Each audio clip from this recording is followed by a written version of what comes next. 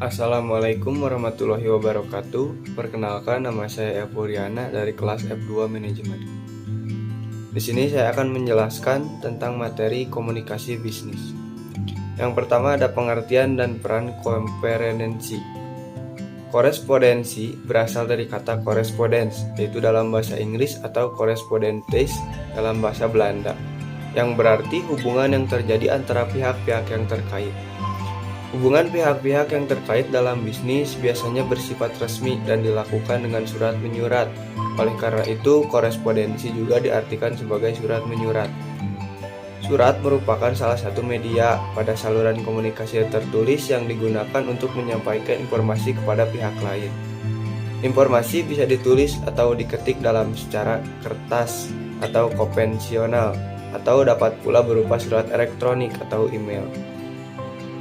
Korespondensi atau kegiatan surat menyurat menjadi bagian dari kehidupan organisasi bisnis sehari-hari. Korespondensi dalam bisnis memiliki peranan sebagai berikut, yaitu menciptakan surat yang baik, jelas, dan tepat. Terus ada menciptakan kerjasama yang baik dan menyebarkan kegiatan. Ada pengertian surat dan surat bisnis. Kata surat berasal dari bahasa Arab, yaitu surah, yang berarti suatu sarana komunikasi untuk menyampaikan pernyataan atau pikiran secara tertulis kepada orang lain.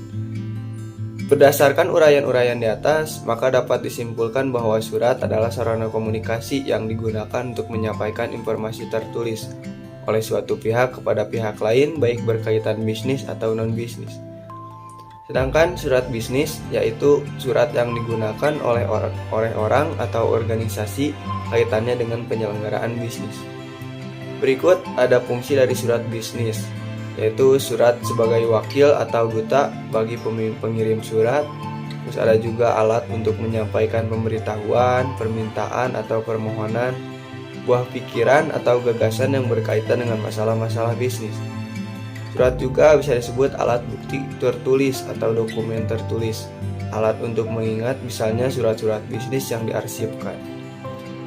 Ada beberapa pengelompokan surat. Pengelompokan surat yang pertama ada surat menurut wujudnya, yaitu surat bersampul, kartu pos, warkat pos, telegram atau telex, memorandum, memo atau nota, surat tanda bukti. Lalu ada juga pengelompokan surat menurut pemakaiannya, yaitu sebagai surat pribadi, surat dinas, surat bisnis, atau surat sosial. Pengelompokan surat menurut banyaknya atau jumlah sasaran yang dituju. Biasanya ada surat biasa, surat edaran, atau surat pengumuman. Ada juga pengelompokan surat menurut sifatnya, seperti surat biasa, surat konfidensial atau terbatas, dan surat rahasia. Pengelompokan surat menurut urgensi penyelesaiannya. Ada juga surat biasa, surat segera, dan surat kilat. Pengelompokan surat menurut isi dan maksudnya. Ada bagian-bagian dan bentuk surat. Secara umum, bagian surat baik untuk dinas maupun mencangkup beberapa komponen penting, yaitu kepala surat atau kode surat, ada tanggal surat, nomor lampiran dan perihal, alamat tujuan, lalu salam pembuka, paragraf isi, lalu paragraf penutup, dan dilanjutkan dengan salam penutup dan tanda tangan, nama jelas penanda tangan, tembusan sama inisial. Bahasa surat melalui penggunaan bahasa tulis yang dituangkan dalam bentuk sebuah surat, sebagaimana alur pemikiran seorang secara langsung dapat dipahami, termasuk sejauh mana aspek pengirim surat kepada pihak lain. Untuk surat resmi, surat dinas hendaknya gunakan bahasa baku yang sesuai dengan ejaan. Format lipatan surat dan amplop. Ada beberapa bentuk lipatan surat yang lazim digunakan dalam dunia korespondensi bisnis, antara lain lipatan buku, lipatan setengah baku, lipatan akordeon, lipatan setengah akordeon, lipatan tunggal, lipatan ganda atau paralel, lipatan model Prancis, dan lipatan model Baron. Ada beberapa aneka bentuk amplop. Amplop yang dapat dikelompokkan berdasarkan wujudnya, ukuran, dan penggunaannya. Berdasarkan wujudnya yaitu amplop biasa, amplop berjendela. Terus ada berdasarkan ukurannya yaitu amplop resmi, amplop kartu, amplop bisnis, amplop pendek atau amplop panjang, amplop besar yang berisi amplop katalog, amplop mata berkait, amplop kancing bertali. Berdasarkan penggunaannya yaitu amplop katalog, amplop mata berkait, amplop kaca bertali. Ada beberapa contoh surat bisnis.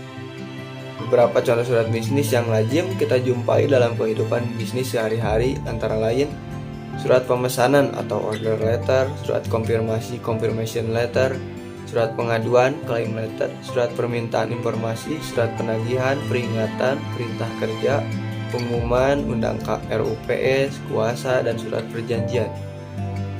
Pengertian surat lamaran kerja. Surat lamaran kerja adalah surat yang digunakan oleh seorang untuk melamar kerja dari suatu organisasi yang membutuhkan karyawan atau pimpinan kepada bidang tertentu. Pendekatan yang dapat digunakan dalam membuat surat lamaran kerja adalah pendekatan attention, interest, desire, and action. Ada juga pengorganisasian surat lamaran kerja.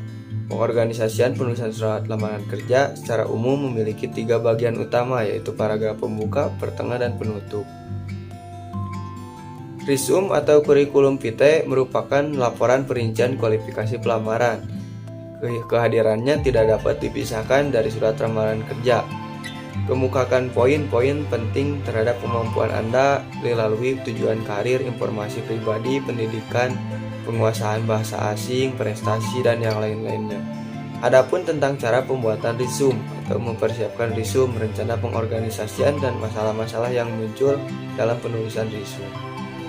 Itu persiapan menulis resume, mencari informasi penting, lalu mencari analisis karir, analisis diri, pekerjaan, tujuan karir, informasi pribadi, dan referensi.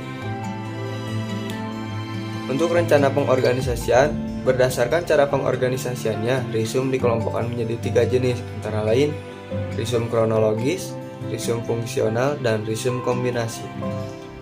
Masalah dalam membuat resume. Beberapa masalah yang timbul berkaitan dengan pembuatan resume. Yang pertama, resume dibuat terlalu panjang sehingga berkesan tegas. Resume ditulis terlalu singkat sehingga tidak memberikan informasi. Format penulisan resume kurang baik, indent tidak konsisten, kurang memperhatikan tanda baca sejenisnya sehingga resume itu sulit dimengerti. Dan juga terlalu banyak menggunakan kalimat bersifat sederhana atau simpel. Resume mengandung banyak kesalahan yang lebih hafal lagi kesalahan penulisan kalimat. Pelamar tidak dapat menunjukkan secara tegas dalam resume tujuan yang dikehendaki, posisi, dan bidang pekerjaan apa yang diminati dan atau diinginkan. Untuk wawancara kerja, beberapa hal yang mencakup yang berkaitan dengan masalah wawancara kerja antara lain arti pentingnya wawancara kerja, persiapan wawancara kerja, bagaimana mengenali pekerjaan dan perusahaan, pertanyaan-pertanyaan penting dalam wawancara, dan ucapan terima kasih setelah wawancara. Arti pentingnya wawancara kerja merupakan salah satu yang sangat penting bagi suatu perusahaan dalam menyaring jumlah pelamar yang ada, merupakan kesempatan emas mungkin tidak akan terulang lagi.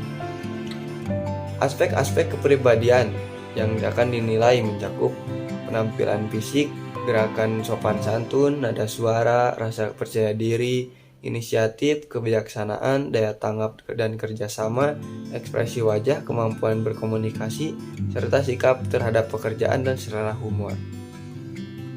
Ada beberapa persiapan wawancara kerja. Sudah layaknya bila mana harus mempersiapkan diri dengan sebaik-baiknya, karena merupakan peluang emas untuk memasuki dunia kerja.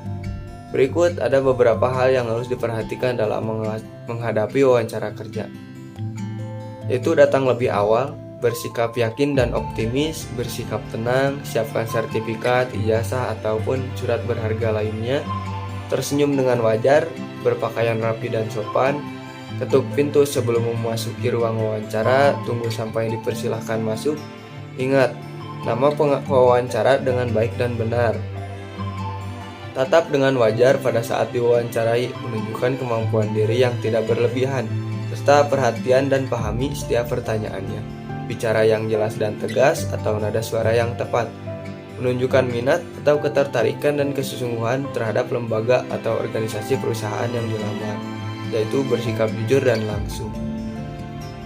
Selain itu, hindari juga datang terlambat, terlihat nampak kesal karena menunggu lama, datang ke wawancara tanpa persiapan, berpenampilan berlebihan, membawa tas belanja atau saat memasuki ruangan wawancara, mengajak teman atau keluarga saat wawancara, duduk sebelum dipersilahkan, dan yang lain-lainnya yang sebaliknya dari yang sudah tadi dijelaskan.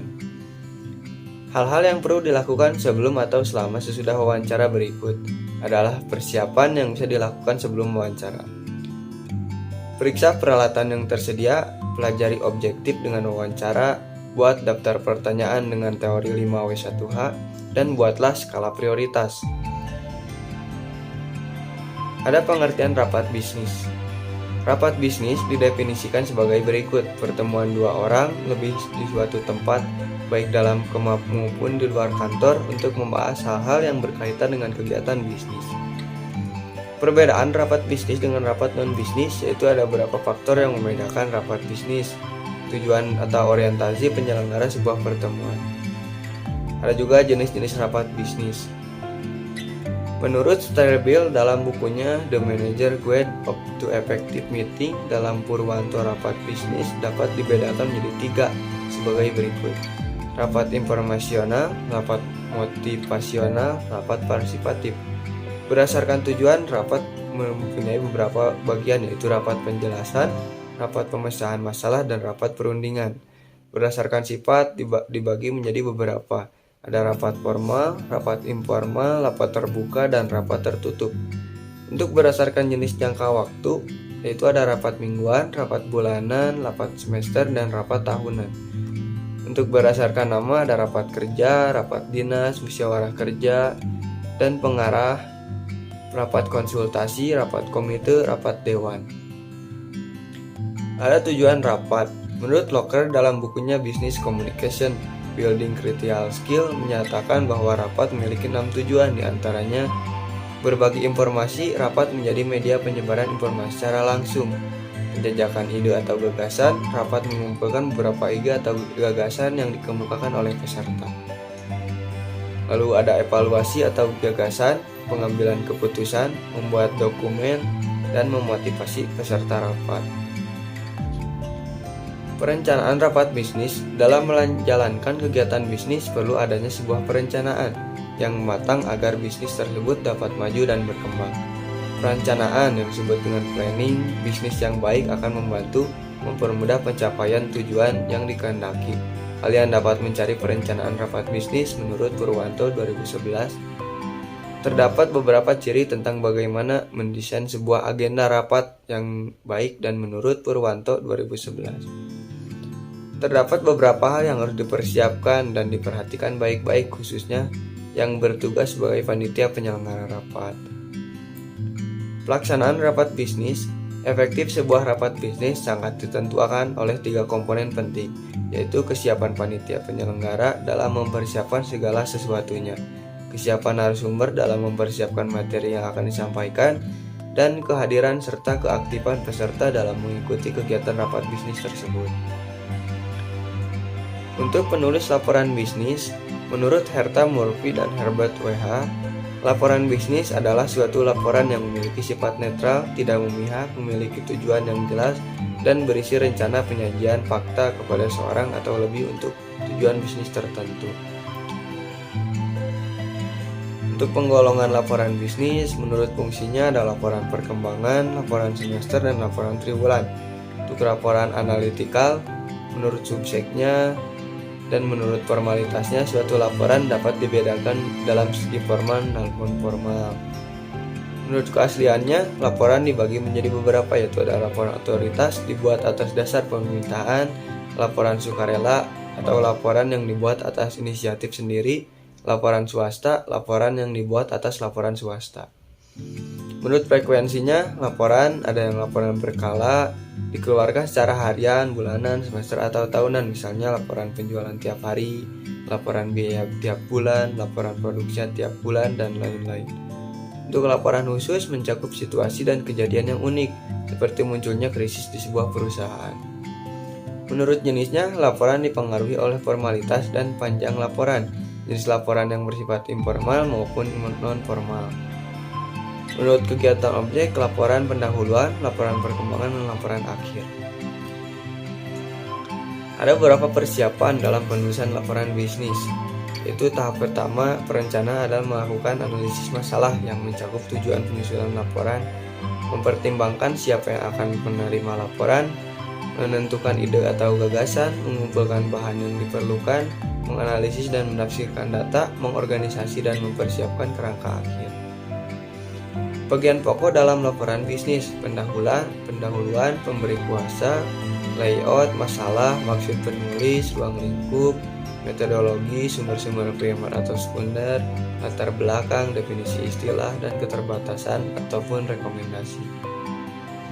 Itu selanjutnya ada teks, membahas dan mengembangkan hal-hal yang penting secara rinci. Penulisan laporan bisnis yang baik harus mencakup temuan fakta yang penting dan relevan.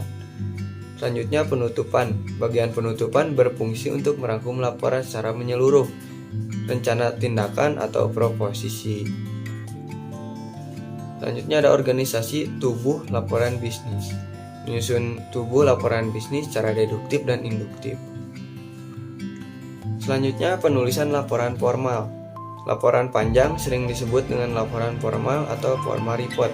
Secara umum, jumlah halaman laporan formal lebih banyak daripada halaman laporan singkat. Oleh karena itu, perencanaan dalam menyusun sesuatu laporan formal sangat penting. Selanjutnya ada praktek memimpin rapat. Pengertian rapat adalah sejumlah orang yang bertemu untuk melaksanakan bisnis. Rapat menurut Ken Davis tahun 1988, yaitu untuk memperoleh partisipasi dan sambutan aktif, sarana untuk memperoleh informasi dan menghasilkan umpan balik, lalu kemungkinan untuk memberikan kontribusi secara pribadi dan menghasilkan perasaan persahabatan. Lebih dari 40% jam kerja pimpinan dan manajemen perusahaan digunakan untuk memimpin atau menghadiri rapat. Jumlah jam kerja para eksekutif dan staf yang terpakai untuk menghadiri rapat kerja setiap tahunnya cukup substansial. Walaupun demikian, tidak sedikit pemimpin dan para anggota manajemen yang belum menghiraukan upaya untuk penyelenggaraan rapat kerja seefektif mungkin, sehingga menimbulkan banyaknya keluhan tentang efektivitas rapat-rapat di tempat kerjanya. Beberapa sebab efektifnya rapat: kurang persiapan, tujuan rapat tidak jelas sehingga pembicaraan rapat mengarah ke segala jurusan. Ada juga disebabkan oleh tidak direncanakan dengan baik beberapa perkembangan ke arah yang berlainan dengan tujuan yang ingin dicapai. Selain itu, ada juga tidak disusun agenda rapat atau pimpinan tidak dapat mengendalikan jalannya rapat. Hal tersebut menjadikan adanya peserta yang mendominasi pertemuan. Selanjutnya, para peserta membawa agenda rapat sendiri-sendiri. Hal itu menjadikan suasana rapat terjadi tawar-menawar agenda. Rapat yang tidak efektif seperti contoh di atas sebaiknya dihindari, bahkan dihilangkan, karena hal tersebut lebih banyak memboroskan biaya dan membuang-buang waktu para peserta dibandingkan dengan hasil yang diperoleh. Berikut ada masalah rapat yang paling umum terjadi: tidak adanya tujuan atau pokok agenda, tidak adanya orientasi dalam sebelum rapat, lambat memulai rapat, persiapan yang buruk atau tidak cukup, melepaskan masalah, rapat yang terlalu lama, tidak terorganisasi, tidak meyakinkan, kepemimpinan yang tidak efektif, informasi yang didiskusikan tidak berhubungan, membuang-buang waktu, interupsi, tidak efektif dan membuat keputusan, diskusi bertele-tele, berlebihan dan menyimpang, dan tidak ada hasil atau tindak lanjutnya. Untuk sedapat mungkin diminimalisasi masalah-masalah rapat di atas, karena rapat penting diadakan untuk membahas hal-hal yang penting, perlu dibicarakan bersama dan kemudian hasilnya pun dilaksanakan secara bersama-sama pula.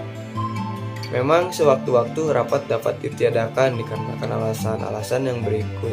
Itu manajer memutuskan membuat keputusan sendiri, manajer memutuskan memikul tanggung jawab atas kesalahan yang diperbuat dalam memperoleh informasi dengan cara lain. Menurut Robert W. Raspberry, melalui rapat kerja, keputusan dapat diambil lebih cepat dibandingkan dilakukan secara individual.